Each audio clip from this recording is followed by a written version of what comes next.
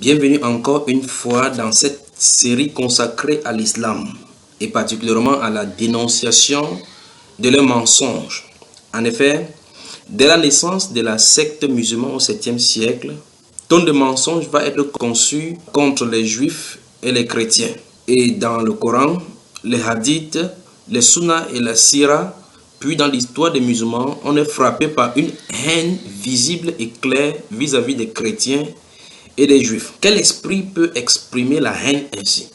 Nous y reviendrons dans un autre enseignement intitulé « L'esprit qui anime l'islam et conduit les musulmans ». Pour l'instant, nous allons établir dans cet enseignement que la confusion ne doit plus être faite entre la personne appelée dans la Bible Jésus et celle appelée dans le Coran Issa. Dès que cela sera établi, nous constaterons clairement que l'esprit qui rend les musulmans aveugles et confus les dérobe la personne de Jésus afin qu'il soit sauvé. Commençons donc sans plus tarder, voyageons dans le Coran sur les traces de Issa et à chaque fois interrogeons-nous pour savoir si les informations glanées de lui correspondent à celles décrites dans les écritures hébraïques et chrétiennes. Ce faisant, souvenons-nous que le Coran déclare qu'il confirme les livres donnés aux Juifs, la Torah, et aux chrétiens, l'Injil, dans la sourate chapitre 3, les versets 3 à 4. Et au verset 84 de cette même sourate-là, il déclare que tous les musulmans sont tenus de croire au livre qui était avant. De la même façon, vous pouvez effectivement lire dans les sourates chapitre 2, les versets 135 à 136. Souvenez-vous, vous pouvez nous contacter au plus 237 c'est l'indicatif du Cameroun, plus 237 6 94 01 94 40, le plus 237 encore 6 75 87 41 21. Et sur Skype, vous pouvez nous contacter à l'adresse Skype Junior. Junior s'écrit JUNHIORS avec le chiffre 3. Et même sur mon Yahoo, vous pouvez nous envoyer des messages, des remarques et nous serons contents de vous recevoir. Junior s'écrit JUNHIORS @yahoo.fr. Sur la chaîne YouTube Bamba Iba s'écrit BAMBA l'espace IBA. Également sur la chaîne sur le site internet www.reveille-toi.besaba.com. Besaba s'écrit BESABA. Donc réveille-toi en un seul mot .besaba.com. Prenons une ponctuation musicale, je reviens tout juste derrière afin de voyager avec vous sur les traces de Jésus et de Issa. Cette chanson en arabe est intitulée « Jésus, je t'aime ». Je la dédie à tous les frères en Christ issus de cette secte appelée l'islam. Je pense au frère Moussa Kone, également à la sœur Hélène Ouattara et sa grande famille. Je salue également ici comme ça la sœur Diara Konaté en France et tous les frères dans le monde musulman qui travaillent dans le champ des missions afin d'avancer le royaume de Dieu. Je prie que le Seigneur Jésus veille sur vous et sur vos familles. Amen.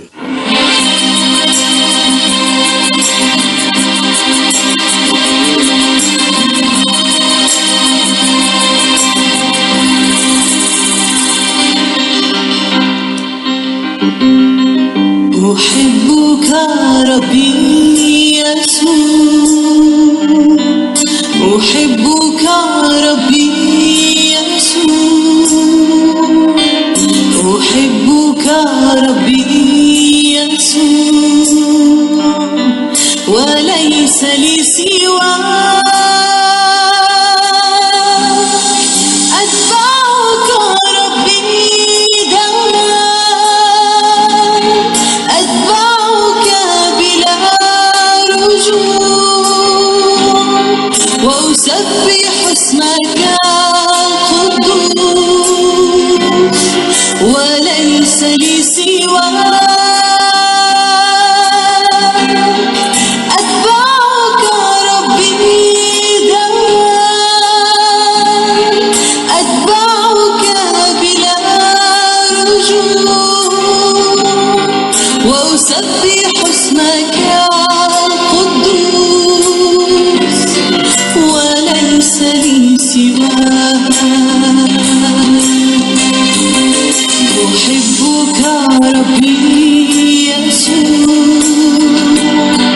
أحبك ربي يسوع أحبك ربي يسوع وليس لي سواك أتبعك ربي دوام أتبعك بلا رجوع وأسبح اسمك القدوس وليس لي سواك أتبعك ربي دوام أتبعك بلا رجوع وأسبح اسمك القدوس وليس لي سواك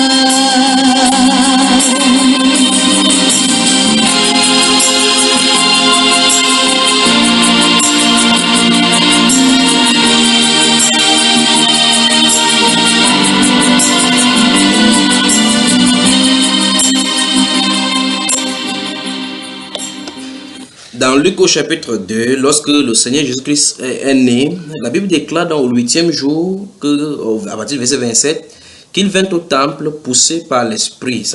On parlait de Simon là, le prophète Siméon. Et comme les parents apportaient le petit enfant Jésus pour accomplir à son égard ses coordonnées la loi, il le reçut dans ses bras, bénit Dieu et dit, maintenant Seigneur, tu laisses ton serviteur s'en aller en paix, selon ta parole. Car mes yeux ont vu ton salut. Donc, il dit, ses yeux ont vu le salut de Dieu. Salut que tu as préparé devant tous les peuples. Il est écrit dans ce verset 31 que le salut là, c'est Jésus. Effectivement, nous allons comprendre par rapport à son nom aujourd'hui. Le salut que tu as préparé devant tous les peuples. Jésus est le salut qui est préparé devant tout le peuple, tous les peuples. Verset 32. Lumière pour éclairer les nations. Donc Jésus, d'après cette prophétie-ci, est la lumière pour éclairer les nations et la gloire d'Israël, ton peuple. Donc il n'y a pas d'ambiguïté. Jésus-Christ est la lumière pour les nations, pour éclairer les nations. Et par la suite, dans ce même verset, Israël, le peuple de Dieu. Le verset 33 dit, c'est là où nous conduisons jusqu'au verset 34, son père et sa mère étaient dans l'admiration des choses qu'on disait de lui, Jésus. Verset 34, Siméon les bénit et dit à Marie, sa mère, voici, cet enfant est destiné à amener la chute et le relèvement de plusieurs en Israël et à devenir un signe qui provoquera la contradiction. Amen. Donc, d'après ce verset 34, la prophétie qui est donnée, on dit d'une part que cet enfant, Jésus, va être destiné à amener la chute et le relèvement de plusieurs en Israël. Souvenons-nous dans la troisième partie de cette, la série sur le mensonge de l'islam, j'avais dit que Jésus avait double mission et il y avait un mystère de la chute d'Israël et le relèvement de certaines personnes afin de donner aux nations l'accès au salut. Ici, ce verset, voici un autre verset qui confirme cela. La Bible déclare, je relis encore le verset 34. Siméon les bénit et dit à Marie, sa mère, voici cet enfant est destiné à amener la chute et le relèvement de plusieurs en Israël. Ça, c'est la première partie, c'est pour Israël.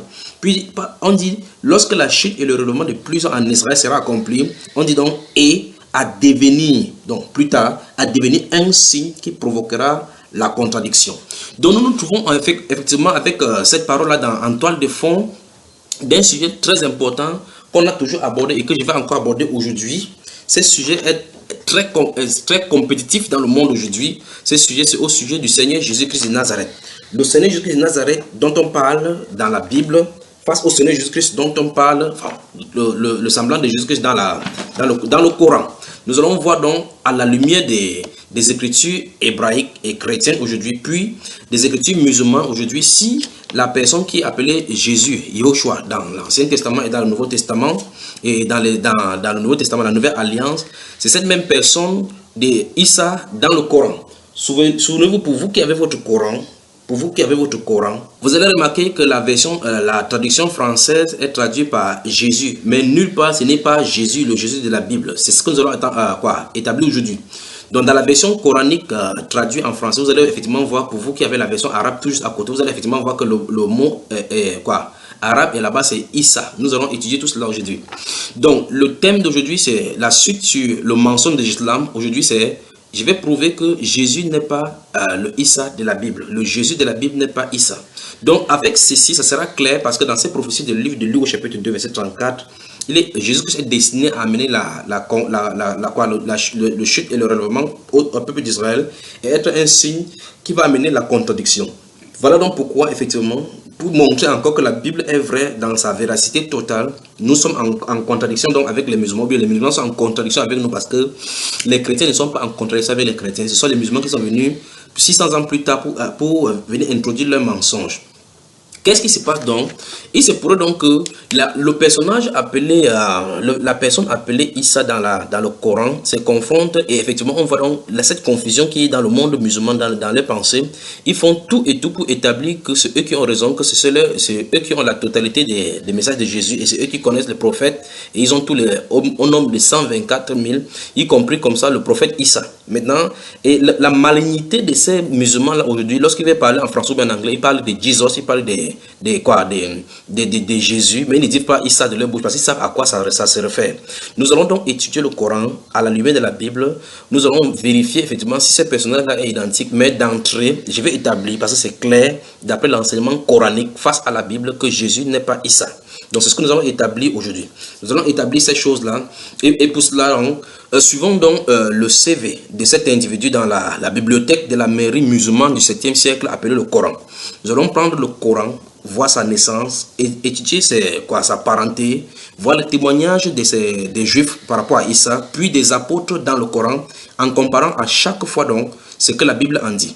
Déjà, c'est établi d'après le Coran dans les sourates 3, versets 59 à 62, sourate 5, verset 116, sourate 19, verset 35, 43, verset 59, les versets 171 et 172 également, les sourates 18, versets 1 à 6, les sourates 112, versets 2 à 3 et beaucoup d'autres sourates, sourate 9, sourate 25, 39, 21, 43, sourate 6, les sourates 72 également qui parlent de djinns qui ont confessé que Allah n'a pas de fils, montrent clairement que l'enseignement musulman, l'enseignement de l'islam, c'est que Allah n'a pas de fils. C'est pour ça il faut qu'on comprenne que Allah n'a pas de fils, c'est ce qui est écrit dans leur écriture et c'est ce qu'ils croient, que Allah n'a pas de fils, il ne peut pas engendrer, il n'a jamais engendré, il n'a pas de compagne pour engendrer. Donc c'est clair dans l'enseignement musulman comme ça. Là.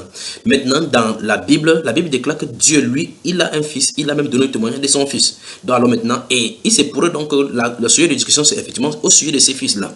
Donc, les deux choses l'une, soit Allah n'a pas de fils et que la personne de Issa, c'est de ça dont il est question effectivement, et que Allah et Dieu ne sont pas les mêmes personnes. Nous allons revenir sur ce cas-là dans un autre enseignement. Bon, suivons donc le CV, lisons le CV de ces garçons donc appelés Issa dans cette bibliothèque-là. Commençons dans la sourate chapitre 19, ouvrons sourate chapitre 19, que le Dieu d'Abraham, le Dieu d'Isaac, le Dieu de Jacob, le Seigneur Jésus-Christ de Nazareth vous bénisse. Sourate 19 qui est consacré à Marie, à Mariama.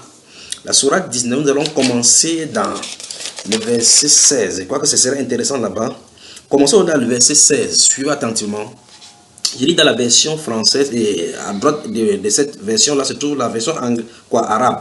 Donc, la sourate chapitre 16, chapitre 19, les versets 16 jusqu'à suivant, là où ça va nous arrêter. Mention dans le livre, Marie, quand elle se retira de sa famille en un lieu vers l'est, c'est ce qui est écrit, en un lieu vers l'est, elle mit entre elle et eux un voile.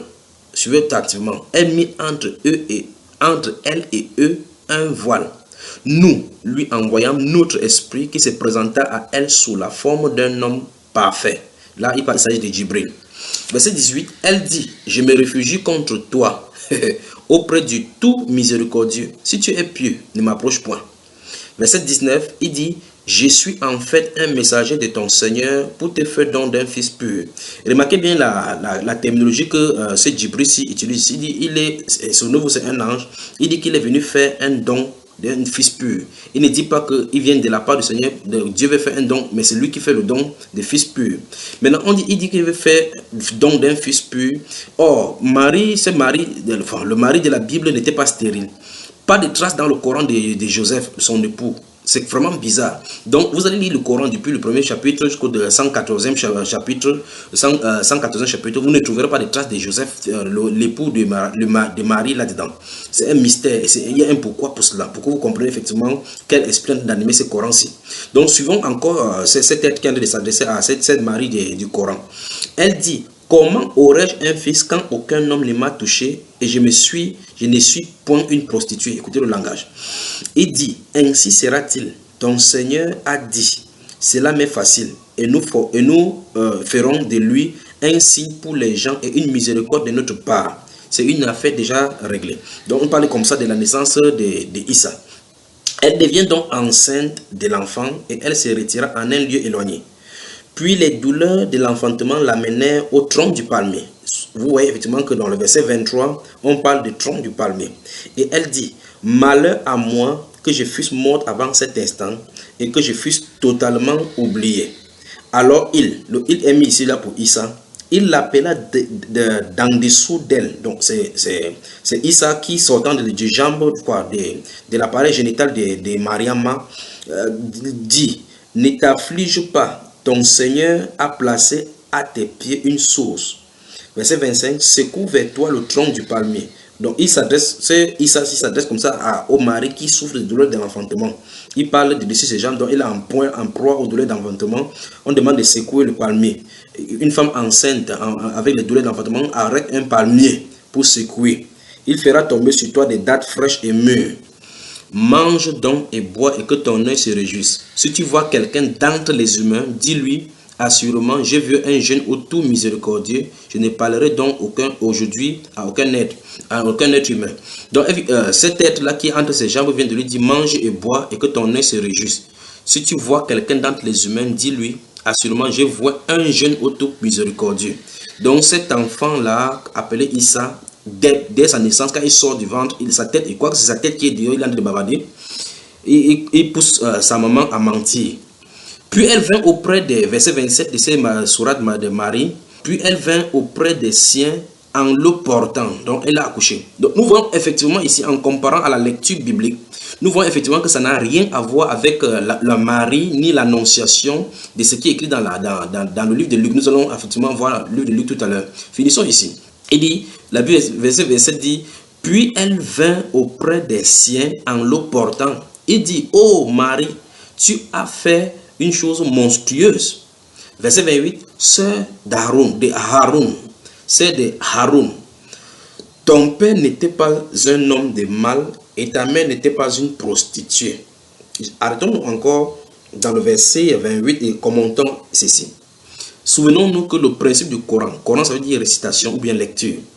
Le principe du Coran est clair et les musulmans sont d'accord pour dire que chaque lettre, chaque chose qui soit sortie ici, ça sort de la bouche d'Allah.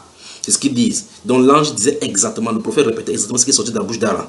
Donc c'est Allah qui a prononcé le verset 28 de la sourate 19 en appelant Marie la sœur de Haroun. Et Haroun ici c'est Aaron qui est le père, le frère de Moïse. Souvenez-vous que Moïse, son père, était Imram et la femme d'Imram était Jochebed. Selon Exode chapitre 6, le verset 20 à 23. Donc nous voyons effectivement que Marie est appelée ici la sœur de Haroun, donc le frère de Moïse. Or, Haroun, Imram, d'après le livre de la Bible, dans le livre d'Exode, a eu 3 enfants. Aaron, c'est Haroun-ci, Moïse et Myriam, leur sœur. Donc Allah a fait une confusion, non seulement mais de parenté, au sujet d'une personne qui l'aurait gardé. Souvenons-nous, on va parler de sa naissance, de la naissance même de Jésus, de Marie elle-même, de l'immaculée conception dans la vie de Marie, tel que les catholiques enseignent et que ça se trouve dans le Coran. Puis on va y revenir ici, ça se trouve dans la sourate 3, nous allons y aller maintenant. Maintenant, regardez très attentivement. Donc, Allah vient de confondre Aaron à la sœur d'Aaron, qui est Myriam dans l'Ancien Testament. Vous pouvez lire également dans Nombre chapitre 26, verset 59 et suivant. Vous voyez effectivement que Allah vient de confondre Myriam, parce que le radical, le mot Marie et Myriam, c'est la même chose. En fait, si vous lisez dans la version arabe de ces versets-ci, on parle effectivement de Myriam. Donc c'est Mariam, exactement comme la sœur de Moïse. Donc Allah a confondu. Allah s'est trompé. Continuons seulement. Verset 29. Elle fit alors signe vers lui. Il dit: Comment parlerons-nous à un bébé? Souvenons-nous, nous avons dit dans la sourate 3 qu'effectivement, elle avait promis, il y a la sourate 5, elle avait promis à Marie qu'il va lui faire don d'un enfant qui va parler au berceau. Verset suivant, mais le bébé dit, je suis vraiment le serviteur d'Allah. Il m'a donné le livre et m'a désigné prophète. Donc depuis la naissance,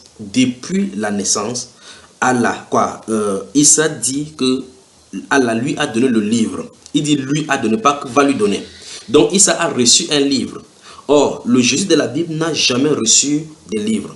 Quand Salomon a écrit ses livres dans Ecclésiaste chapitre 12, il a dit effectivement que tous les livres de la Bible là sont comme les clous pointés dans un seul mur, par un seul maître. Dans le cas de Moïse, de Exode chapitre 32, versets 15 et 16, la Bible déclare que Dieu lui-même a écrit sur les tables de pierre données à Moïse. On dit que l'écriture était l'écriture de Dieu et le doigt était le doigt de Dieu. Dans Isaïe chapitre 30, verset 8, Dieu va demander à Isaïe d'écrire ces choses-là, de proclamer pour que ce soit des témoignages pour les générations futures. Dans Daniel chapitre 12, les versets 4 et les versets 9, la Bible déclare, quand l'ange parle à Daniel, il dit que cette parole-là, c'est pour l'époque de la fin, les gens liront la connaissance, on mentira. Dans Jérémie au chapitre 36, les versets 1 à 2, la Bible déclare que Dieu a demandé à Jérémie d'écrire. Plus tard, le roi va prendre ce livre-là brûlé. Il va encore dicter les mêmes choses à Baruch d'écrire. Dans Apocalypse chapitre 1, verset 19, il a dit ce que tu vois. Quand le Seigneur Jésus va se révéler à Jean, il va dire ce que tu vois. Écris-le dans un livre et envoie-le aux 7 églises qui sont en Asie. Au chapitre 2, il va dire écris à l'ange de l'église ici. Vous voyez, au dernier chapitre, il a dit que c'est moi qui ai envoyé mon ange dans l'église pour attester ces choses dans les églises. Après, il va dire que heureux ceux qui lisent et ceux qui gardent les paroles de ces prophéties de ces livres. Donc, il y a le témoignage dans la Bible que Dieu a écrit la Bible elle-même. La Bible a été écrite, a été sous l'inspiration de Dieu parce qu'on voit l'ordre d'écrire dans chaque Bible. J'aurais pu prendre tous les prophètes comme ça et montrer effectivement dans les prophètes où Dieu a demandé d'écrire, a ordonné d'écrire et de garder. Donc, et nous voyons ici donc que le Issa ici, bébé, dit que Dieu lui a donné un livre. C'est pour ça que la théologie musulmane va toujours dire que Dieu lui a fait descendre sur lui le livre. Mais plus tard, dans un autre passage, il va dire que Dieu lui a appris la sagesse, Dieu lui a appris la Torah, il est venu confirmer la Torah qui était avant lui et puis le livre. Quel livre? Le Injil. Et le Injil, c'est l'évangile qui a été prêché, la bonne nouvelle qui a été prêchée par Jésus. Et la bonne nouvelle, effectivement, concerne Jésus. Donc, vous voyez effectivement le mélange comme ça. En fait, de toute façon, ce n'est pas la même personne. C'est ça que nous voulons établir. Le verset suivant, il dit que il m'a désigné prophète. Verset 31 de Sourate 19. Où que je sois, il m'a rendu béni et il m'a recommandé tant que je vivrai la prière et le prélèvement purificateur. Dans cette version, si on dit le prélèvement purificateur. Dans une autre version, la traduction dit où que je sois, il m'a rendu béni, il m'a prescrit. Donc, Allah aurait prescrit à Issa que tant qu'il vivrait, il faut qu'il prie et qu'il prélève le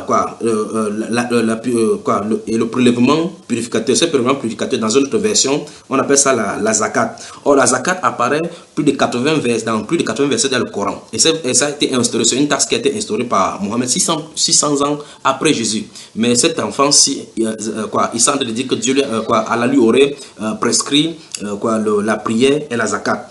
Maintenant, arrêtons-nous encore pour commenter quelque chose. La théologie musulmane dit que Jésus n'est pas mort, enfin une branche de la théologie musulmane dit comme ça, une branche des musulmans dit comme ça, mais d'autres branches, par exemple les Ahmadiyya, dit quoi effectivement que Jésus est mort mais pas à la croix. On va revenir dans leur cas. Maintenant, ceux-ci disent que dans ce même Coran, si on dit que Jésus n'est pas mort, donc nous convenons ici que le verset dit que tant qu'il va vivre, il faut qu'il prie, il prélève le prélèvement purificateur dans la zakat. Nous sommes d'accord que cet Issa du Coran n'est pas mort et il a été élevé vers Dieu. Donc là où il se trouve, il est censé prier et prélever la zakat. Je vais que vous m'expliquer ça, mes amis musulmans. Et la bonté envers ma mère, verset 32, et il ne m'a fait ni violent ni malheureux. Et que la paix soit sur moi le jour où je naquis, le jour où je mourrai et le jour où je serai ressuscité vivant. Mais c'est quand même terrible. Tel est Issa, fils de Marie, parole de vérité dont il doute. Donc ici, la Bible déclare, enfin, le Coran déclare sur verset 24 au verset 34 que Issa est fils de Marie et il est la parole, il est parole de vérité. Il dit donc il doute. Verset 35 dit donc, il ne convient pas à Allah de s'attribuer un enfant. Allons-y dans le livre de Luc maintenant au chapitre 1. Comparons donc ce personnage donc à la naissance de... Nous avons vu effectivement ce qui est écrit là-bas. Et nous voyons effectivement que dans ce Coran, on a envoyé l'ange Jibril pour dire à Marie. Et souvenons-nous, c'est une révélation qu'il aurait reçue et soit envoyée de Dieu. Maintenant, si c'est le même ange qui est allé, chez Marie 600 ans plus tôt, ou bien 630 ans plus tôt, allait dire à Marie à Bethléem, dans son village, elle va avoir un enfant. Comment se fait-il que cet ange vient raconter autre chose ici, suivant le langage? Et vous allez voir effectivement que le langage est des personnages de la Bible, que ce soit Marie, que ce soit Jésus, le Jésus de la Bible, que ce soit les apôtres, que ce soit les juifs, que ce soit les pharisiens, que ce soit et tous les personnages de la Bible. Les langages dans le Coran ne sont pas identiques. Donc, quand vous lisez le Coran, vous entendez des voix qui sont différentes de la voix de ceux qui parlent dans la Bible, même si on met le nom. Et nous allons voir effectivement que les personnages de la Bible, nous allons prendre personnage après personnage et voir les anomalies entre les personnages de la Bible et le personnage du Coran pour établir effectivement que ces deux livres-là enseignent des choses contraires et sont inspirés par des personnes contraires. L'évangile selon Luc au chapitre 1. L'évangile selon Luc au chapitre 1, lisons à partir du verset 26 jusqu'au verset 38 et lisons cette histoire de la naissance du Seigneur Jésus-Christ, de l'annonce d'abord, l'annonce de la naissance du Seigneur Jésus-Christ. La Bible déclare au verset 26, « Au 6e mois, l'ange Gabriel fut envoyé par Dieu dans une ville de Galilée appelée Nazareth. » Il n'y a rien de tel comme ça dans la Bible, dans le Coran. « Auprès d'une vierge fiancée à un homme de la maison de David, nommé Joseph. » Donc nous voyons effectivement que le nom de la vierge était Marie. Donc la description est prête ici. 1. Marie est vierge. 2. Elle est fiancée. 3. Le nom, elle est de la maison de David. 3. 4. Elle est, le nom, ça s'appelle Marie. Et puis, elle était fiancée à un homme. Et plus tard, on va donner que son nom, c'est Joseph. Nous voyons effectivement qu'il n'y a rien de tel ici. Jusque-là, ce n'est pas la même chose. Jusque-là, ce n'est pas encore grave. Mais dans la Bible déclare, verset 28, l'ange entra chez elle et dit, « Je te salue, toi à qui une grâce a été faite. » Maintenant, dans la version coranique dit que Dieu l'a élu au-dessus des femmes des mondes. C'est le monde au pluriel. Le monde au pluriel. Les mondes. Comme ils disent aussi, les diables. Donc, il y a plusieurs diables chez eux. Il y a même la différence entre diable et iblis. Un temps le diable, c'est iblis. Un temps, les diables sont commandés au démon. Il y a plusieurs diables là-bas. Et vous ne verrez nulle part dans la Bible le diable avec S. Et c'est quand même terrible. C'est quand même terrible. Donc, maintenant, verset 28 ici. L'ange entra chez elle et dit, « Je te salue, toi à qui une grâce a été faite. Le Seigneur est avec toi. » Troublée par cette parole, Marie se demandait ce que pouvait signifier une telle salutation. Mais quand même, c'est quand même terrible. L'ange lui dit, ne crains point, Marie, car tu as trouvé grâce devant Dieu. Je vais trouver le langage. Mais dans le Coran, ça sera l'oppression. Il faut te prosterner, soit parmi les prosternés, soit parmi ceux qui te prosternent. Prosterne-toi avec les gens, sois soumise. Alors que Marie, effectivement, a trouvé grâce devant Dieu ici. Donc, vous voyez effectivement que le langage de Dieu n'est pas autoritaire. Le langage des anges n'est pas autoritaire. Le langage de Jésus même n'est pas autoritaire. Il ne s'impose pas par l'autoritarisme comme le Coran le fait. Maintenant, regardez ici, verset 31. Et voici, tu deviendras enceinte et tu enfanteras un fils et tu lui donneras le nom de Jésus. Donc en grec, en français, c'est écrit Jésus. En araméen, en grec, c'est Jesus. En araméen, c'est Yehoshua. Maintenant, le nom est Yoshua. Ici, l'ange ne donne pas la désignation de son nom. Regarde, verset 32 dit, il sera grand et sera appelé fils du Très-Haut. Il sera appelé, c'est l'ange, c'est le Gabriel qui inspire le Coran et qui dans le Coran dit que Dieu n'a pas de fils, qui dit ici au verset 32 que l'enfant qui naît appelé Jésus sera appelé fils du Très-Haut et le Seigneur Dieu lui donnera le trône de David, son père. Il régnera sur la maison de Jacob éternellement et son règne n'aura point de fin. Rien de tel comme ça dans la Bible. Rien de la lignée davidique dans la Bible. Rien de la parenté de David dans la Bible par rapport à Joseph, ni par rapport à quoi, ni par rapport à Marie. Rien de la lignée. Mais des tas de confusion pour montrer effectivement que ce n'est pas le même personnage. Continuons dans le Coran, avant de revenir dans la Bible. Nous voyons effectivement des indices que, à partir d'ici, nous pouvons conclure déjà que la maman de la personne qu'on appelle Issa est différente de la maman de Jésus. Donc nous sommes en train de suivre son CV. Donc Marie de la Bible déjà est différente de Marie du Coran, pour commencer. Parce qu'en fait, le mari du Coran là-bas est sœur d'Aaron. Le mari de la Bible ici, là, nous voyons effectivement que son père c'était Joachim et sa mère était Anne. Donc ici, ce n'est pas le cas. Nous voyons effectivement ici que le mari, cette Marie du Coran a un fils qui s'appelle Issa, pas Yashou, comme on va y revenir tout à l'heure là. Donc, lisons la sourate chapitre 3. Lisons la sourate chapitre 3 maintenant. Sourate chapitre 3. Allons-y dans la sourate chapitre 3. Lisons à partir du verset 35. Ça sera intéressant là. Sourate chapitre 3. Lisons à partir du verset 35. Regardez. On va lire et ça va nous conduire vraiment à beaucoup de travail ici maintenant. Lorsque la femme d'Imran dit, écoutez très bien ce qui est écrit. Lorsque la femme d'Imran dit, le mot c'est la femme d'Imram, donc l'épouse d'Imram, dit, Seigneur, je te voue, libéré de tout autre lien, ce que porte mon sein. Donc, c'est la femme d'Imram qui a de parler de quelqu'un qui se trouve dans son ventre à Allah, en disant qu'il va vouer cette personne-là à Allah. Souvenez-nous, on veut parler comme ça de la naissance de Marie ici. Donc, d'après ce surat, on a de parler de la maman de Moïse, de Marie, qui serait la mère d'Issa ici. Lors la femme d'Imram dit, Seigneur, je te voue, libéré de tout autre lien, ce que porte mon sein. Accepte-le de moi. Tu es l'entendant, le connaissant. Verset 36. Seigneur, s'écria-t-elle quand elle l'eut enfanté. J'ai mis au monde une fille. Allah le savait bien.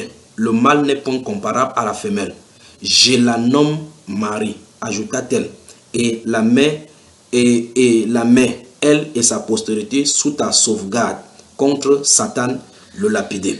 Donc maintenant, analysons maintenant. D'après ce Coran-ci, d'après le verset 35 à 36 jusqu'à là que nous avons lu, la femme d'Imram serait la mère d'Issa, puisque on parle au verset 36 que je la nomme Marie, et on parle qu'elle est pour le préserver contre le Satan le lapidé. Donc, qui est ce Imram? Si nous lisons Exode chapitre 6, le verset 20, cet Exode chapitre 6, verset 20 dit Amram, parce que Amram, la femme d'Imram en arabe ici, il s'agit d'Amram dont la Bible parle dans Exode chapitre 6, verset 20. Amram prit pour femme Jochebed, sa tante, et elle lui enfanta Aaron et Moïse. Le verset là continue en disant que les années de vie d'Amram furent de 137 ans. Donc même si on multiplie par 10, ça ne peut pas faire transporter de Exode chapitre 6 jusqu'à le livre de Luc au chapitre 1. Remarquez très bien qu'au verset 23, la Bible déclare que Aaron prit pour femme Elisheba, fille d'Aminadab.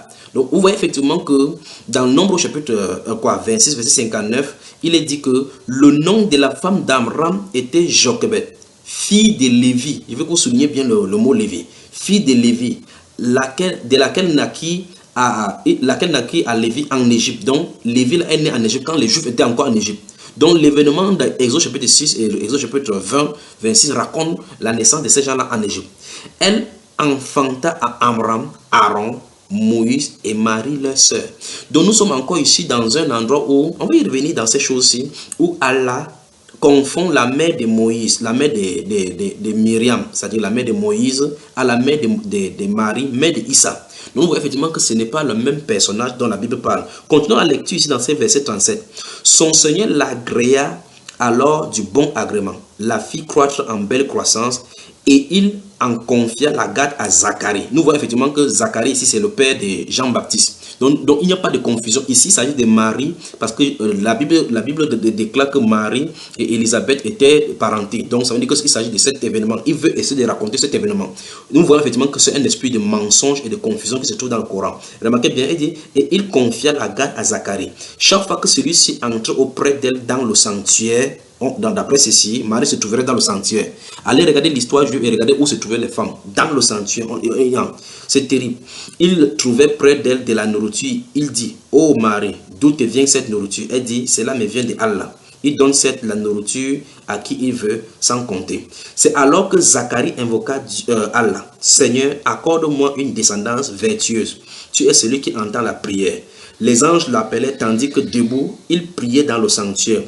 Allah t'annonce la naissance de Jean, ouais, c'est Yahya ici, qui confirmera un verbe émanant de Allah. Il sera un chef, un homme chaste et un prophète. Donc sans ambiguïté, il est établi ici que on parle de la naissance de Marie, mais on dit que c'était la femme d'Imram qui l'a accouché. Donc d'après ce verset et d'après ce que nous avons lu dans la sourate de Marie au chapitre 19, nous voyons effectivement que Imram, qui est le père de Moïse, aurait enfanté la mère de Jésus.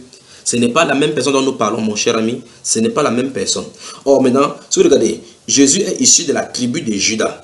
Si vous regardez Apocalypse chapitre 5, le verset 5, la Bible déclare que Jésus est le lion de la tribu de Juda, pas de Lévi. Parce que ici, dans Nombre chapitre 26, verset 59, qui est cité tout à l'heure, on dit que Jochebed était fille de Lévi. Parce que ici, on parle que Jochebed est la femme d'Amram. Et c'est Jochebed-là, on dit ici dans ce verset 35 du Coran, que la femme d'Imram, donc Jochebed, était la mère de Marie. Or, l'histoire montre clairement que dans Sourate chapitre 19, verset 28, où on appelle Marie la sœur d'Aaron, et au chapitre 3, verset 35, c'est que la femme d'Imram est la mère de Marie. Nous voyons effectivement que le père de Marie s'appelait Élie, ou bien Joachim, et sa mère s'appelait Anne, qui n'a rien à voir avec Imran, père d'Aaron et de Myriam.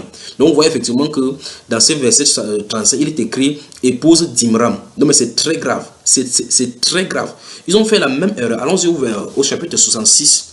Allons dans la Sourate chapitre 66. Pour voir qu'à chaque fois, quand ils parlent de Marie, ils font les erreurs. Allons au chapitre 66 de la Sourate 66. Disons le verset 12 voix avant de revenir dans cette Sourate. Regardez comment c'est écrit. Sourate chapitre 66.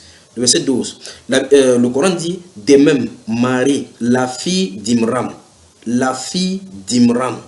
qui avait préservé sa virginité, nous lui insufflâmes alors de notre esprit. Elle avait déclaré véridiques les paroles de son Seigneur, ainsi que ses livres. Elle fut parmi les dévoués. Donc, d'après la Sourate chapitre 66, le verset 12, il est clair que chaque fois Marie est appelée comme la fille d'Imram. Donc, ça veut dire que c'est la fille d'Imram. Parce que dans le chapitre 3, verset 35, on a dit que c'est la femme d'Imram qui était enceinte de Marie. Donc, c'est clair d'après le Coran que le père de Marie, qui est la mère d'Issa, c'est le père de Moïse. C'est le père d'Aaron, c'est le père de Mariam, leur sœur. Donc, nous voyons effectivement que le Coran confond Marie, la mère de Jésus, à la sœur de Moïse. Ça, c'est clair. Et nous voyons effectivement qu'il plaçait Marie ici au temps de Jean-Baptiste, au temps de Zacharie. Et nous voyons effectivement qu'il n'y a rien dans l'histoire d'Aaron et de Moïse qui raconte un certain Zacharie qui sera aux côtés d'eux. Parce que, il n'y avait pas de sanctuaire en ce temps-là où Zacharie pouvait entrer, sauf seuls les fils d'Aaron entraient à ce moment-là, parce qu'il y avait Abinadab, quatre fils d'Aaron, Aaron était là avant le veau d'or. Donc nous voyons effectivement que, déjà, avec cette CV, première étape de CV, c'est clair que Mariam, tel que le Coran déclare, n'a rien à voir avec la Marie de la Bible. Donc nous devons continuer le CV. Regardons dans le chapitre 63, toujours, enfin chapitre 6, chapitre 5, 3 de la famille d'Imram. En fait, effectivement, la Sourate 3 dit la famille d'Imram. Ils n'ont même pas honte d'intituler la famille d'Imram, pour montrer effectivement qu'ils sont vraiment dans la fausseté. Regardons ce qui est écrit. Verset 42 maintenant. Passons au verset 42 du chapitre 3 du Coran. Chapitre 3. Verset 42 dit, rappelle-toi, quand les anges disent, ô Marie, certes, Dieu t'a élu au-dessus des femmes des mondes. Mais c'est terrible, j'ai dit ça tout à l'heure. Des maris au-dessus des femmes des mondes. Ô Marie, obéis à ton Seigneur. Prosterne-toi et incline-toi avec ceux qui s'inclinent. Vous voyez effectivement que la dictature et l'esprit de dictature, de l'autoritarisme dans le Coran. Marie était une femme vertueuse, telle que la Bible le déclare, et tous les Juifs se prosternaient. Ce n'est pas quelque chose, il n'y a pas de rébellion par rapport à la prosternation. Ils adoraient Dieu, ils connaissaient le vrai Dieu. Donc vous voyez, celui-ci veut toujours montrer effectivement son autoritarisme parce qu'il veut à tout prix faire soumettre les gens. C'est cet esprit de l'islam, la soumission. Regardez bien verset 44. Ce sont là les nouvelles, écoutez très bien, c'est le langage. Ce sont là des nouvelles d'occulte que nous te révélons. Vous voyez ça? Donc c'est l'occultisme. Car tu n'étais pas là lorsqu'ils jetaient leur calame pour décider qui se chargerait des maris. Tu n'étais pas là non plus lorsqu'ils se disputaient. Verset 45. Rappelle, lorsque les anges disent ô Marie, écoutez bien encore, écoutez les ambiguïtés et les bêtises dans ces versets-ci. Ô Marie, Allah t'annonce comme bonne nouvelle un verbe émanant de lui dont le nom sera Al-Masih, Issa, fils de Marie. Donc vous voyez que d'après le Coran, cette parole est sortie de la bouche de Allah. Et Allah est en train de déclarer à Marie qu'il y aura un fils qui va sortir d'elle appelé fils de Marie. Mais c'est quand même terrible. Donc je viens te voir, je t'annonce que ma soeur, toi qui es devant moi, qui t'appelle par exemple Aïssatou, tu vas avoir un enfant et son nom sera par exemple Ibrahim, fils d'Aïssatou. Et c'est à toi qui sont les 10 là. Mais si l'enfant naît de toi, c'est ton fils. Allah, donc c'est ce qu'Allah déclare ici. Regardez encore verset 45 du Sourate 3. Rappelle, lorsque les anges disent, ô Marie, Dieu t'annonce comme bonne nouvelle un verbe émanant de lui dont le nom sera loin. Loin c'est Al-Masih. Issa, fils de Marie. C'est à Marie que l'ange a de parler que l'enfant qui va naître de toi, c'est ton fils. Il sera illustre en la vie d'ici-bas et dans la vie future et comptera parmi les rapprochés du Seigneur.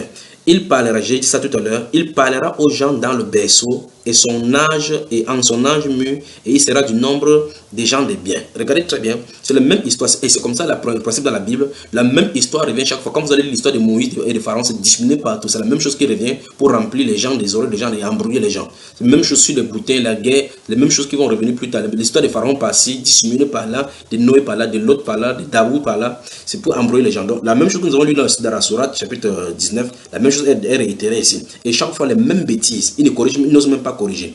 Pourquoi? Parce que c'est un esprit de confusion qui a inspiré cela. Verset 47, elle dit, Seigneur, comment aurais-je un enfant? Aucun homme ne m'a touché. C'est ainsi, dit-il, Allah crée ce qu'il veut. Quand il décide une chose, il lui dit seulement soit et elle est. Aussitôt, c'est ce qu'on appelle le kun fayakun.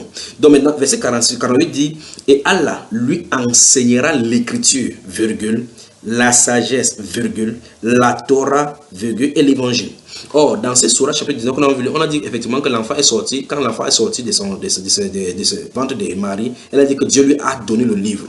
Quel livre Dieu lui a donné? On dit ici que Dieu lui enseignera. Et dans ce verset-là, on dit que Dieu lui a donné le livre.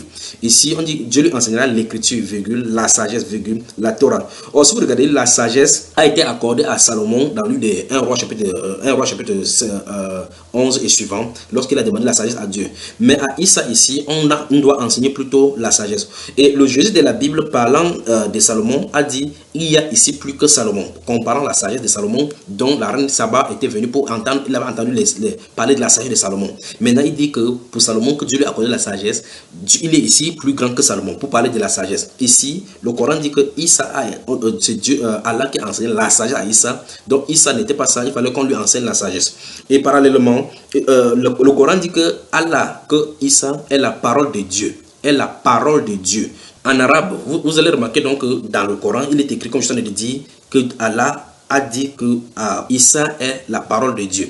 L'esprit de Dieu dans la Bible est totalement dans l'écriture hébraïque. Si les musulmans avaient besoin de comprendre, ils devraient plutôt se référer à l'écriture hébraïque, si les chrétiens les embrouillent. Parce que l'esprit de Dieu, en hébreu, c'est rouage Elohim. En aucun cas, ça ne se réfère à l'ange. Et ils vont dire que nous vont parler d'Issa, que nous le fortifions de notre esprit. Donc c'est Gabriel qui est venu le fortifier. Mais la Bible déclare que Jésus est rempli de l'esprit. Jésus est rempli de l'esprit. Donc beaucoup de Gabriel étaient entrés dans Jésus. Que Dieu vous vienne en aide. Maintenant, voici ce qu'il dit, c'est Issa là au verset 49. Et il sera le messager au fils d'Israël. Je crois que ceci a été réglé. Parce qu'eux disent il est au messager au fils d'Israël. Dans ce livre que nous avons lu à l'entrée ici, dans le livre de Luc au chapitre 1, verset 34, nous avons vu effectivement comment le prophète Simeon a dit qu'il vient pour restaurer le peuple d'Israël et il est la lumière du monde. Donc les deux missions de Jésus sont bien contenues dans ces versets-là. Mais ici, ils font tout et tout pour occulter la mission de Jésus-Christ universelle, de façon universelle. Mais il dit seulement qu'il est venu au fils d'Israël. Et leur dira en vérité, donc voici ce que Jésus-Christ est censé apporter aux musulmans. En vérité, je viens à vous avec un signe de la part de votre Seigneur. Pour vous, je forme de la glaise comme la figure d'un oiseau, puis je souffle dedans. Et par la permission d'Allah, cela devient un oiseau. Donc Jésus va prendre la terre de l'âge. Il dit qu'il vient en fait cela, il fait la terre, il souffle dedans. Donc Jésus, Issa c'était magicien. Vous pensez que le Seigneur Jésus-Christ faisait cela? Non. Vous voyez effectivement que la façon de faire, la façon de parler, la façon d'agir dans le Coran, des personnages totalement, tous les personnages cités ici sont totalement différents. Nous allons toucher le cas de Moïse et d'Ibrahim. Avec leur nom totalement dans le Coran et dans la Bible, nous avons fait la même chose. Restons sur le cas d'Issa et de Jésus. Suivons toujours son CV. Et la Bible, le Coran déclare, et j'ai guéri l'aveugle né et le lépreux. Donc c'est ce qu'il venait de dire aux Juifs. C'est ce que le Issa du Coran disait. Il dit qu'il est venu avec ces preuves là, par la permission d'Allah. Et je vous apprends ce que vous mangez et ce que vous amassez dans vos maisons. Donc, il fait même de la divination de temps. C'est qu'il peut vous dire, si vous avez mangé le ndolé chez vous, il vous dit que vous avez mangé le ndolé. Si vous avez mangé le mbongo, il vous dit que vous avez mangé le mbongo chez vous. Vous avez amassé chez vous, tu as gardé une telle quantité de dinars chez toi. Il te le révèle. Voilà bien là un signe pour vous, si vous êtes croyant. Verset 50. Et je confirme ce qu'il y a dans la Torah révélée avant moi. Donc le Seigneur Jésus-Christ, ou bien le Issa d'ici, est censé confirmer la Torah qui est révélée avant lui. Et je vous rends lycée une partie de ce qui était interdit. Et j'essaie d'apporter un signe de votre Seigneur. Craignez donc Allah donc, et obéissez-moi. Donc vous voyez effectivement que, et il continue à dire que Allah est mon Seigneur et votre Seigneur. Adorez-le. Donc voilà le droit chemin. Donc nous voyons effectivement que la parole de Dieu qui est contenu dans la Bible ne dit jamais ce genre de langage, ne tient jamais le langage de Jésus. Mais qu'est-ce que le Coran va dire? Le Coran va dire des choses que Jésus a dit et que nous ne trouvons nulle part. Et ceci, c'est 600 ans plus tard, alors que tout ce qui est écrit dans la Bible a été déjà écrit. Et on dit que c'est le même ange qui est venu révéler à Marie dans le livre de Luc, puisque le livre de Luc était déjà écrit longtemps avant, et tous les manuscrits étaient déjà établis.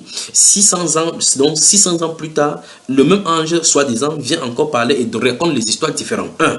Marie n'a pas accouché à Bethléem. Il n'y a pas de traces de Bethléem là-bas. 2. Regardons la naissance de Jésus. Regardez le lieu et les circonstances. Allons dans le livre de Luc au chapitre 2 cette fois-ci. Luc au chapitre 2, versets 1 à 7. Et regardons bien effectivement comment le Coran a situé la chose. Luc chapitre 2, versets 1 à 7. Qu'est-ce que ça dit? En ce temps-là, parut un édit de César Auguste, ordonnant un recensement de toute la terre. Ce premier recensement eut lieu pendant que Quirinius était gouverneur de Syrie. Donc, on donne avec la date et le lieu et le nom des personnages. Donc, ici, c'est vérifiable selon les Écritures, selon l'histoire. Tous allaient se faire inscrire, chacun dans sa ville. Joseph, voilà le nom. Joseph, Youssouf. Le seul Joseph là-bas, Youssouf dans le Coran qui est nommé là-bas, c'est le fils du patriarche Jacob. Tous allaient se faire inscrire, chacun dans sa ville. 4. Joseph aussi monta de la Galilée, de la ville de Nazareth, pour se rendre en Judée, dans la ville de David, appelée Bethléem, parce qu'il était de la maison et de la famille de David. Donc, Joseph, l'époux de David, l'époux de Marie, était de la maison de David, donc la famille de Bethléem. Or, pourquoi Bethléem? En fait, c'est parce que Bethléem veut dire en hébreu la maison de pain de Dieu. Et c'est le symbole même du pain de vie qui est donné au monde. Parce que c'est effectivement là où Jésus devrait naître, pour symboliser qu'il est le pain de vie, qui vient pour donner la vie au monde. Voilà pourquoi, comme ils ont dit ici dans le Coran, que c'est les choses occultes qui sont de raconter. Ils sont d'occulter les choses. Dans ce Coran au chapitre 3, le verset 44. Donc ici il dit à Bethléem parce qu'il était de la maison de David et de la famille de la maison et de la famille de David, afin de se faire inscrire avec Marie, sa fiancée, qui était enceinte. Pendant qu'ils étaient là, le temps où Marie devait accoucher arriva et elle enfanta son fils premier-né. Son fils premier-né, elle l'amaillota et le coucha dans une crèche parce qu'il n'y avait pas de place pour eux dans l'hôtellerie. La Bible nous a dit 600 ans plus tôt que Marie a accouché dans l'étable à une crèche. Le Coran nous a dit que Marie a accouché sous un palmier. Elle était seule, elle est rentrée avec son enfant seule. Ici, on voit effectivement que son mari était là. Et la Bible déclare verset 8, et il y avait dans ces mêmes contrées des bergers qui passaient dans les champs les veilles de la nuit pour garder leurs troupeaux. Et voici un ange du Seigneur leur apparut et la gloire du Seigneur resplendit autour d'eux. Il fut saisi d'une grande frayeur. Mais l'ange leur dit, ne craignez point. Remarquez bien comment chaque fois les anges parlent aux hommes. Car je vous annonce une bonne nouvelle qui sera pour tout le peuple le sujet d'une grande joie. C'est qu'aujourd'hui, dans la ville de David, il vous est né un sauveur qui est le Christ, qui est le Messie, le Seigneur. Et voici à quel signe vous le rencontrerez. Vous trouverez un enfant emmailloté et couché dans une crèche. Est-ce que vous comprenez? Donc, on dit clairement ici, là où Jésus est né, comment il est né, on a donné le signe. Maintenant, la Bible déclare dans le livre de Matthieu, chapitre, lisons le verset 11. Le verset 11 dit, et c'est qu'aujourd'hui, dans la ville de David, il vous est né un sauveur qui est le Christ, le Seigneur. Dans la ville de David, c'est là où Jésus est né. Ici, on parle de sous le palmier, quelque part à l'est. Il n'y a pas de mention de la ville de David, ni quoi que ce soit. En fait, personne. De toute façon, les deux lieux sont totalement contraires. Les circonstances des nations sont totalement contraires. Il n'y a que deux solutions. Soit la Bible est fausse, ce qui n'est pas le cas parce que c'est elle qui a raconté l'histoire et donc l'histoire même le confirme. C'est elle qui raconte, qui a narré l'histoire et donc les documents historiques peuvent confirmer cela parce qu'on parle sous tel ou tel roi au temps d'Auguste et ainsi de suite. Ici, il n'en est rien parce que personne ni rien ne peut confirmer. Ce n'est que Mohammed qui a dit qu'il était le prophète. Ce n'est que Mohammed qui a dit que c'est Allah qui lui a dit. Ce n'est que Mohammed qui a dit qu'un ange lui a déclaré cela. Et ce n'est que lui qui est le seul. Alors qu'ici, Luc a fait des recherches exactes au sujet de ce Jésus-Christ-là. Parce que Luc a écrit longtemps après les événements. Donc, il a pris les faits historiques. Comme vous n'aimez pas son introduction. Donc, Luc a fait la recherche et tous les témoignages, y compris les prophètes, même Dieu a témoigné de cette naissance-là parce qu'il a été écrit que la Vierge enfanterait. Tout est arrivé à point, comme en harmonie, comme Dieu l'avait prédestiné. Maintenant, qu'est-ce que la Bible déclare dans Matthieu chapitre 2?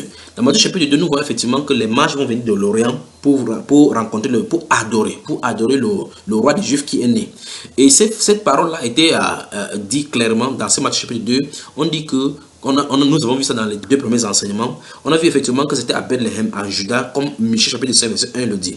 Or, lisons Jean chapitre 7, verset 40 à 43 pour voir ce que les Juifs, eux, ils disaient.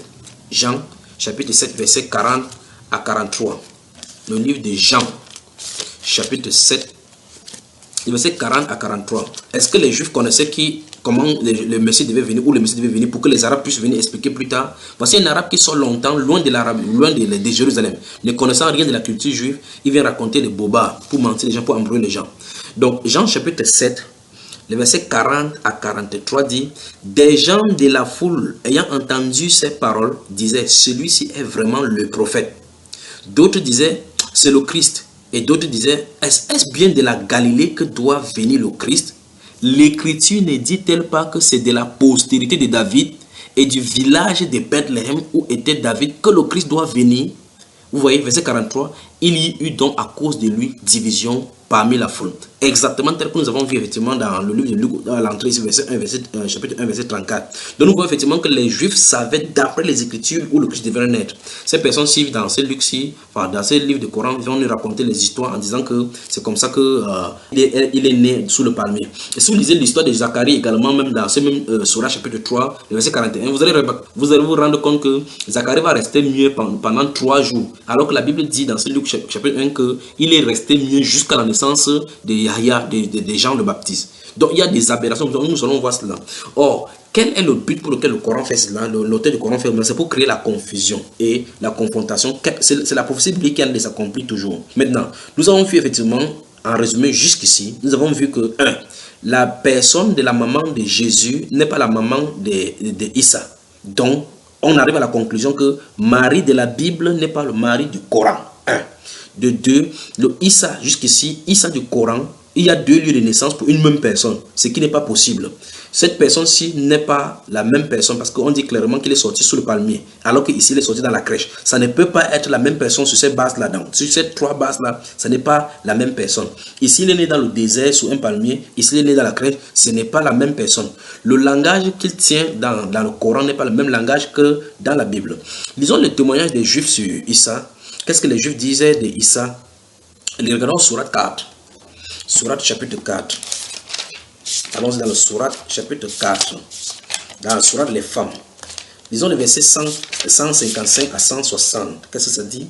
155 à 160.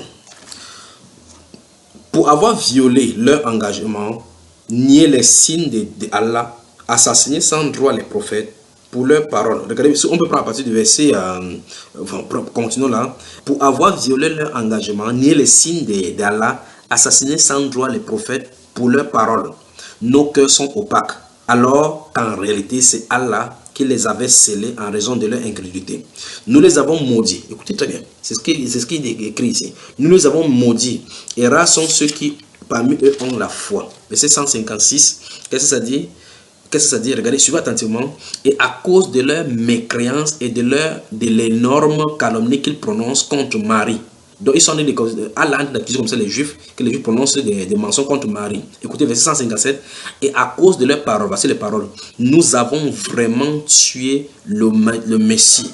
Nous avons vraiment tué le Messie, Issa, fils de Marie, le messager de Dieu. Or, ils ne l'ont ni tué ni crucifié. Nous allons revenir sur la crucifixion plus tard pour monter avec les Hamadiyya qui veut dire effectivement qu'il a été crucifié, mais il n'est pas mort. Mais ce n'est qu'un faux semblant. Et ceux qui ont discuté sur son sujet sont vraiment dans l'incertitude. Ils n'en ont aucune connaissance certaine.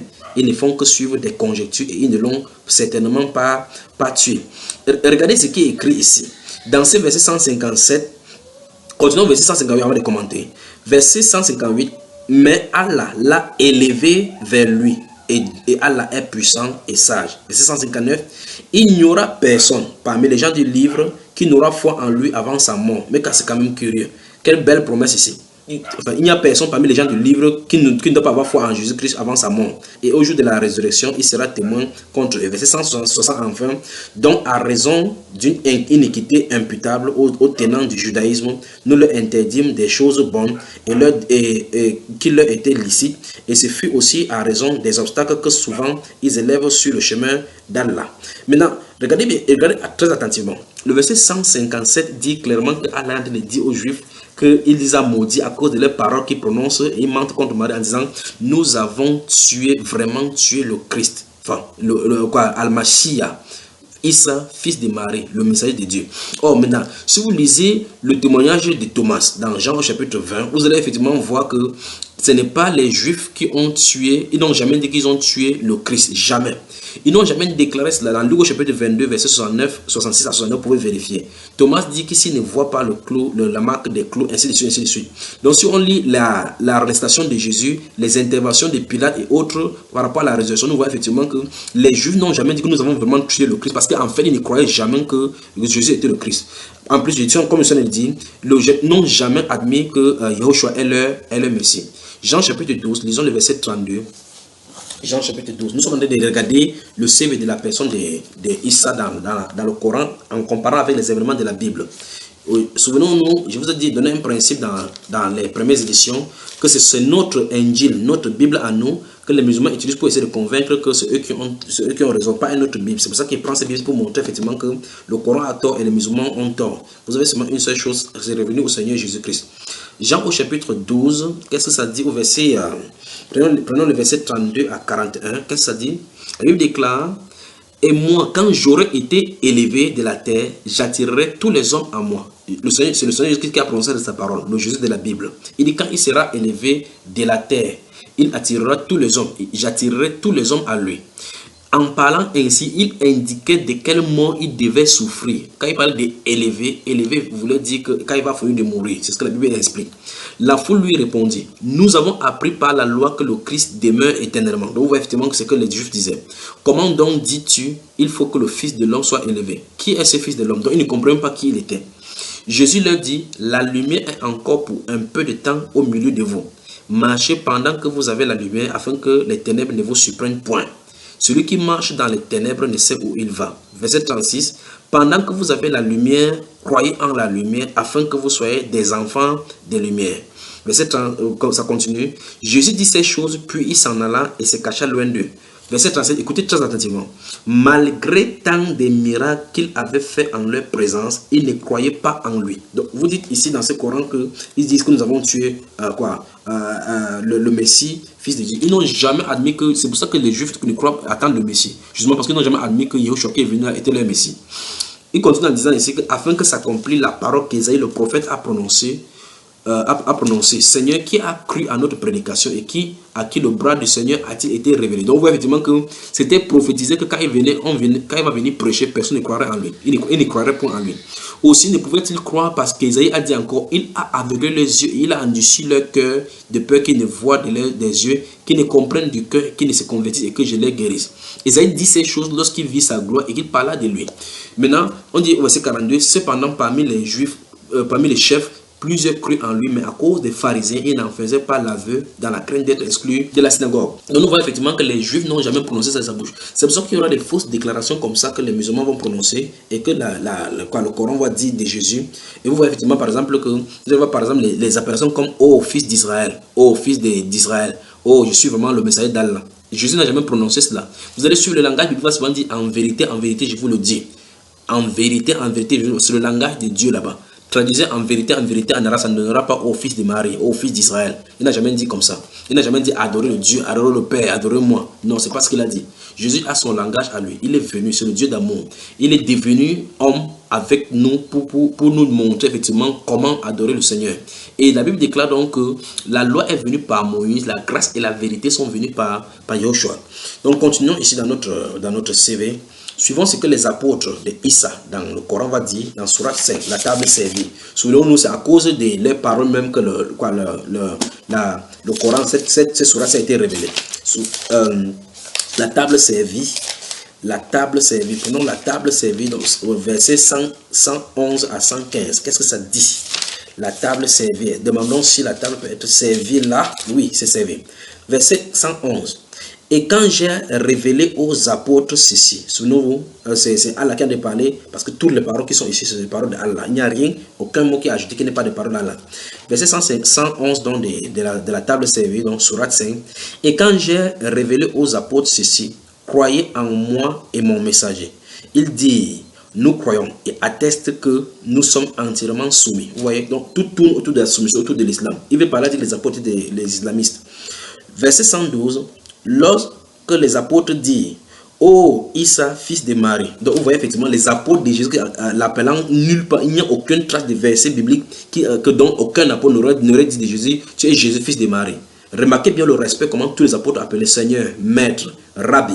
Regardez ici, on dit, les apôtres ont dit, oh Issa, fils de Marie. C'est terrible. Se peut-il que ton Seigneur fasse descendre sur nous du ciel une table servie? Donc vous voyez, on dit que ce sont les apôtres, donc les disciples principaux du Seigneur Jésus-Christ, qui ont dit que s'il te plaît, fais-nous descendre la table servie, fais que ton Dieu nous fait descendre la nourriture sur la table qu'on a déjà servie pour que nous mangeons, et qu'on voit que c'est ainsi. Il dit, qu'est-ce qu'il dit? Il leur dit, craignez plutôt Allah si vous êtes croyants. Le 713, il dit, nous voulons en manger. Rassurer ainsi nos cœurs, savoir que tu nous as réellement dit la vérité et en être parmi les témoins. Donc vous voyez, vous ne verrez nulle part comme ça les disciples disent de telles choses.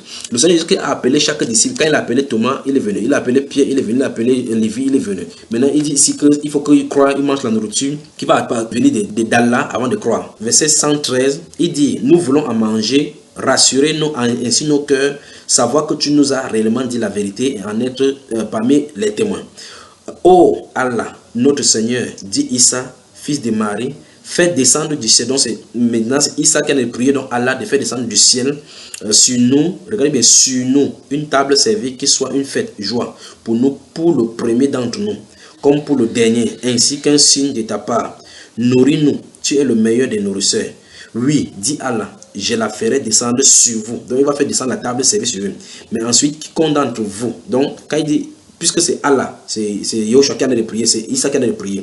Allah dit qu'il va faire descendre sur eux, donc y compris Issa. Il dit, mais je la ferai descendre sur vous. Verset 115, mais ensuite, quiconque d'entre vous refuse de croire, je le châtierai d'un châtiment que je n'affligerai à nul autre des univers. Des univers. Donc nous voyons effectivement que cette personnage de Issa n'est autre personne qu'un dictateur, parce qu'il commande que si vous mangez de ma nourriture qui va faire descendre, vous avez intérêt à croire. Mais regardez Issa Jésus dans la Bible, dans Jean chapitre 6, quand il va nourrir les personnes avec du pain, malgré qu'on insultait, il multipliait les gens manger du pain. Regardez la façon dont il est parlé, malgré qu'il le cherchait pour la nourriture, malgré qu'il l'insultait, il ferait quand même des miracles. Lisons le verset 116, le verset 116. Qu'est-ce que ça dit? Lorsque Dieu dit, Issa, fils de Marie, est-il vrai que tu aies dit aux hommes, tenez-moi ainsi, que ma mère pour deux divinités en place de Dieu? Vous voyez? Donc Allah ne sait même pas que les chrétiens n'ont jamais enseigné que Marie est Dieu. Donc la théologie des Marianites qui a tourné autour des siècles proches de la venue de Mohammed, ils ont entendu les fables et raconté les bêtises que c'est Allah qui a dit. Enfin, de toute façon, c'est Allah qui a dit, pas Dieu qui a dit cela. Parce que Allah pose encore la question, c'est comme il a demandé à Issa, c'est lui qui a dit qu'on associe Issa et Marie à la place de Dieu pour en faire trois. C'est ce qui fait la Trinité non musulmane. La Trinité musulmane, non, ce n'est pas Dieu le Père, Dieu le Fils, Dieu le Saint-Esprit, mais ça parle plutôt de Dieu, le Père, Dieu le Fils et Marie. Donc, c'est une femme parmi. Et il dit que c'est le chrétien qui dit ça. Et aucun verset biblique, même les catholiques ne parlent pas de cela. Que Dieu vous pardonne. Donc les Marianites ont vraiment troublé Mohammed. Il entendait les histoires ici racontées, il entendait les histoires ici racontées, il entendait les fables ici racontées, ça l'embrouillait comme ça là. Et son esprit venait faire le Congo ça comme ça là, le trompait partout. Voilà comment il a trompé même ici là. Donc maintenant qu'est-ce que Issa va lui dire? Issa va dire, gloire à toi, dit Issa, il ne m'appartient pas de dire ce qui pour moi n'est pas une vérité. Si j'avais dit cela, tu l'aurais su. Tu sais qu'il y a en moi. Tu sais ce qu'il y a en moi et je ne sais pas ce qu'il y a en toi. Donc voilà Issa, ce qui dit qu'il ne sait pas ce qu'il y a en Allah. Tu es en vérité le grand connaisseur des mondes. Mais regardez, souvenez-vous de ces versets, c'est qu'Allah pose la question à Issa. Donc Allah ne connaissait pas si c'est lui ou non qui a dit. Comme il dit souvent dans la Bible que Jésus a demandé que où est-ce qu'on a enterré Lazare. Ça montre qu'il était limité. Vous voyez effectivement que quelque chose ne va pas avec les musulmans. Jusqu'ici, donc on voit effectivement que les apôtres ici demande à Issa de faire descendre la nourriture qu'il mange pour qu'il croit, pour que ce soit un signe pour eux. Nous voyons effectivement que ce n'est pas l'onction des apôtres, ce n'est pas la façon de faire des apôtres de la Bible. Donc nous remarquons donc que la naissance, la mère de Issa dans la Bible est différente de la mère de Jésus du Coran. La mère de Issa dans le Coran est différente de la mère de Jésus dans la Bible. Le Issa du Coran, de la naissance, le lieu de naissance, la période de naissance, l'endroit de naissance et les circonstances de naissance de Issa est sont différentes de celles de Jésus de la Bible. Le témoignage rendu selon les Écritures dans le Coran sont différentes de celles rendues par la Bible. Les circonstances entourant ces disciples, ces apôtres dans le Coran, le langage sont totalement différents dans le Coran et dans la Bible. C'est que les Juifs, selon le Coran, ont dit d'Issa sont totalement différents de la pensée coranique, de la pensée biblique par rapport à ce personnage-là. Donc nous allons rentrer dans la deuxième partie de cette même chose, de ce même enseignement. Nous allons continuer dans la deuxième partie. Dans la deuxième partie de cet enseignement, nous allons continuer en développant ça plus en profondeur et en voyant certains aspects pour laisser tous les musulmans qui cherchent la vérité, à savoir exactement où se trouve la vérité. Retrouvons dans la deuxième partie de cet enseignement.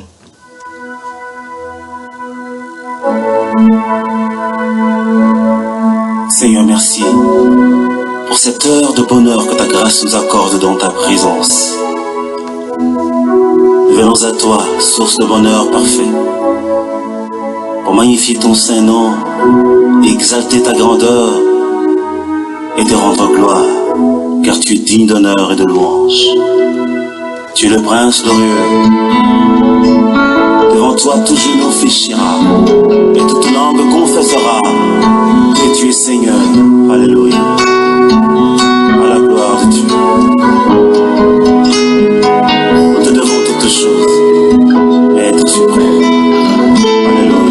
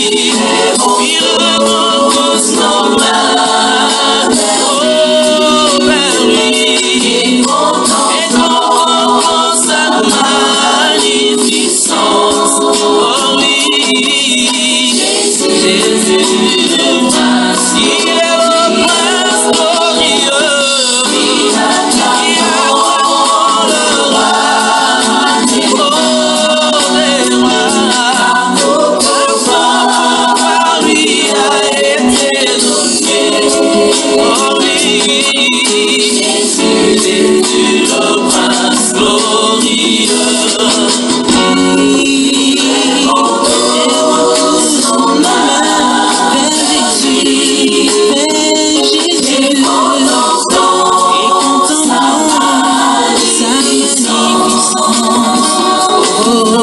Jésus, le prince glorieux. Acclamons,